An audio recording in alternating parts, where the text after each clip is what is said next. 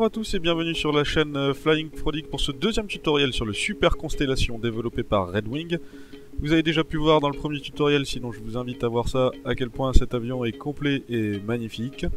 Et aujourd'hui, nous allons donc nous pencher sur l'importance d'avoir des caméras preset dans le cockpit afin de pouvoir profiter de cet environnement très complexe mais très intéressant et surtout extrêmement détaillé qui va vous permettre de vous occuper de longues heures. Alors c'est parti. Donc voici la vue centrale que j'ai configurée.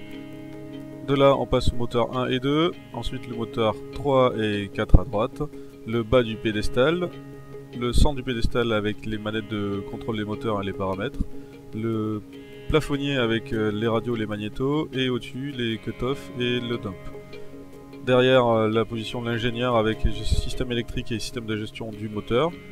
Le panneau supérieur de l'ingénieur avec les quantités d'huile de carburant et des gestions de moteur aussi.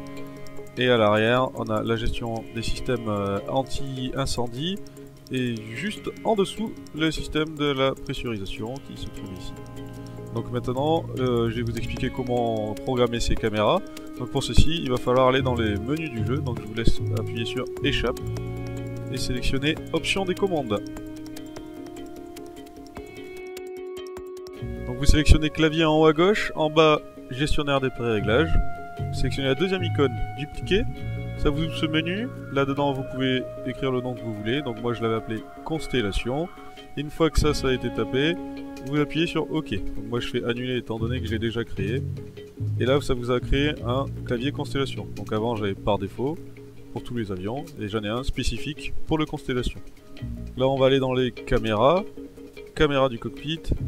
Et je vous conseille de mettre filtrer tous, comme ça vous verrez même celles que vous n'avez pas attribuées.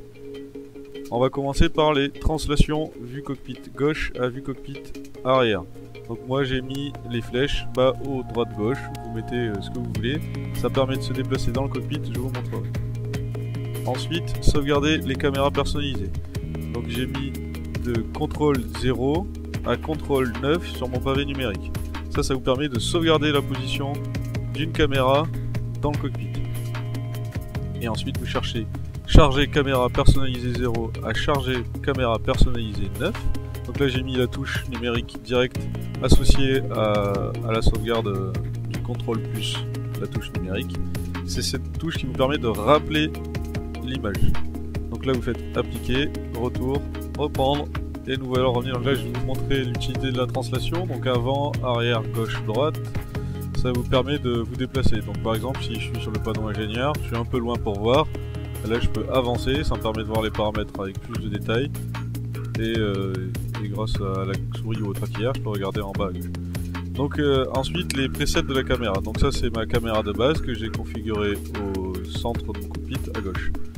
Si je veux me mettre à droite par exemple, je vais faire un contrôle plus 0. Ensuite là je vais me déplacer n'importe où dans le cockpit.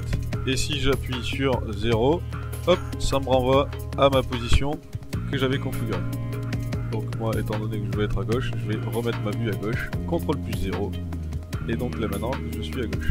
Donc voilà, ça me reste bien à ma position à gauche à chaque fois que j'appuie sur 0.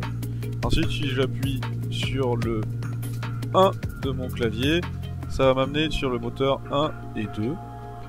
Si j'appuie sur le 3, ça m'amène sur le moteur 3 et 4. Si j'appuie sur le 2, le bas du pédestal.